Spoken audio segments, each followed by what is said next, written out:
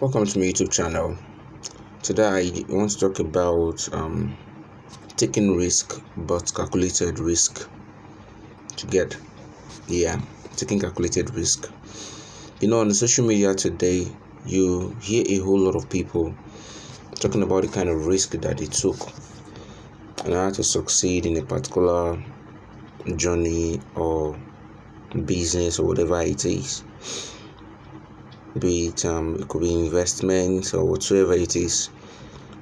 But the reality is that they did not, or they do not really talk about some of the things that they put into check before they embark on such risk. The truth is, not everyone that can take certain risk. The fact that Mr. John took a particular risk and he succeeded does not mean that Mr. Kunle, when he takes the same risk, he will succeed. Possibly Mr. John had one or two in mind that, okay, if this thing does not happen, this is where I will go to. But Mr. Kunle doesn't.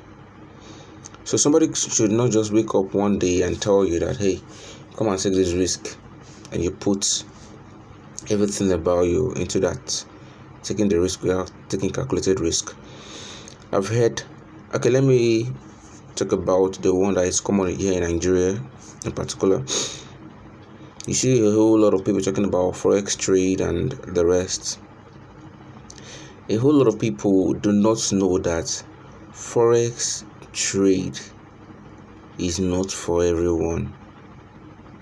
The fact that there are some people making it big out of it does not mean that when you to put your hands into it, you will succeed too, or you make it big. There are actually I've heard of situations where some persons embark on that and they lost everything. In fact, there was this particular video I was watching on the internet where the lady was complaining bitterly that she was worth millions of naira. Then, because of such thing as there is a forex trading, whatever it is, she lost everything. Yeah. So before you say you want to take certain risk, you have to put one or two things in check. Don't just wake up and say, okay, because my friend did this or my friend told me to do this, I'm going to do it. I'm going to succeed too. In my life, I've had to reject certain investment opportunities and I've accepted some. That's because I had to put one or two in place. In fact, the last one I rejected, having done my research, I felt like, no, this won't be proper. You understand?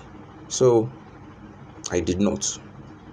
A few days later, the same person called me and said, thank God you did not know that the stuff has crashed.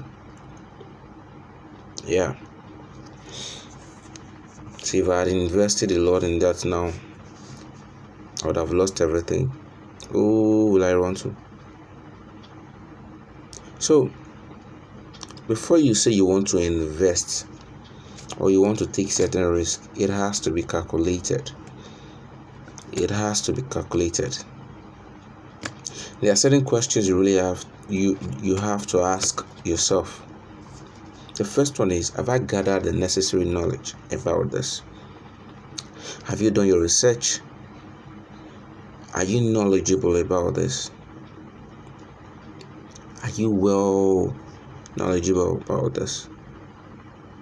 If you are going into real estate, do you have the knowledge? My people perish because they lack what? Knowledge. That's what the Holy Bible says. So, if you don't have the necessary knowledge, then it's going to be a problem. It's going to be a problem. The way you respond to certain things, certain decisions you take is going to be affected because the knowledge that you have is limited. So, ask yourself that question. If you know that you're not knowledgeable about it, please don't cut your coat according to your clothes. Everybody cannot be a billionaire. That's a fact. Everyone can be a billionaire. Number 2 is you need to ask yourself this question: what if it doesn't work out?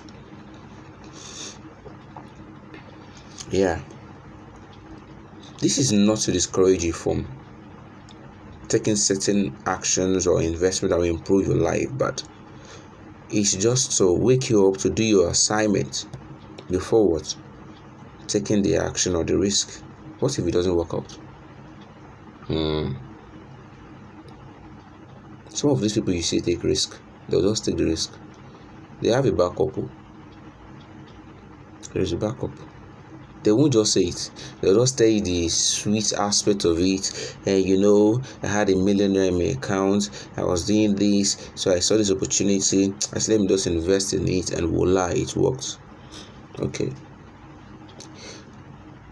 If you do the same thing and you don't have a backup the way they had, you're going to break down. Don't let anybody deceive you. Especially if you're in Nigeria, where we know how tough things are. So, we know how tough things are in Nigeria. So at this point, if you're going to be taking a risk, you have to be deliberate. You really need to ask yourself a whole lot of questions before you take the risk. You get that? So at least, let me give you an example.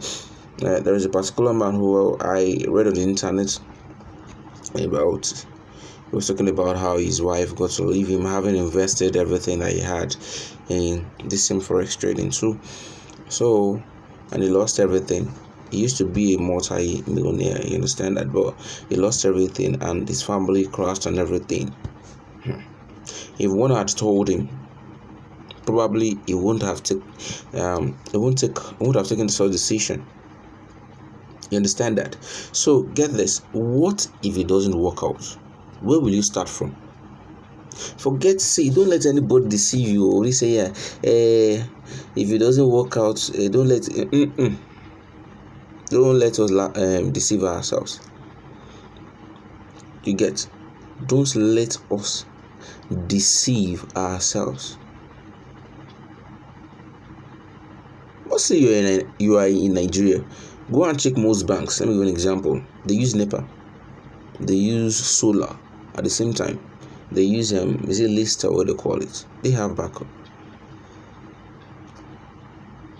So there should be, mostly if you're a family member, which leads to my next point, which is you should ask yourself, at this stage of my life, can I handle the risk?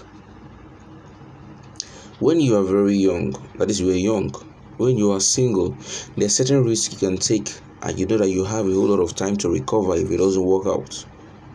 You won't compare the guy who is single is, let's say, in the age bracket of 29 above or 28 below. You won't compare such person with a man who is married with kids.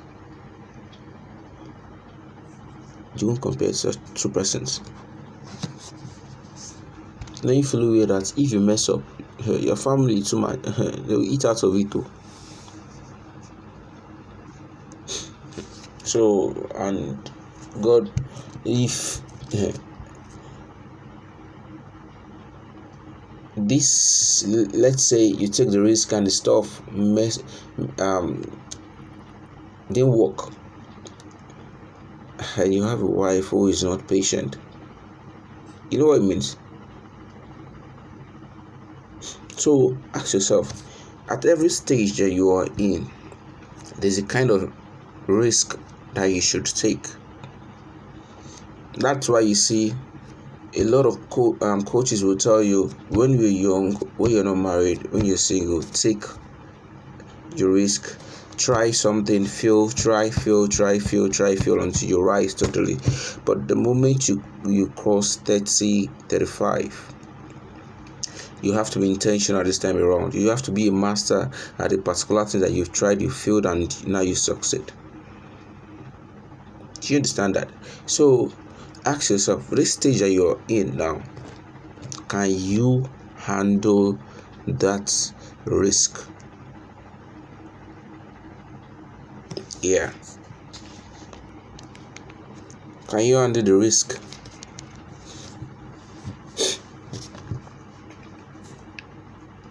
See, a man who has a company, let's say a soap making company that is worth, let's say 15 million, and he decides to embark on a particular business or investment, and he takes about 3, 4, 5 million out of that company to invest in another business. It's still wise,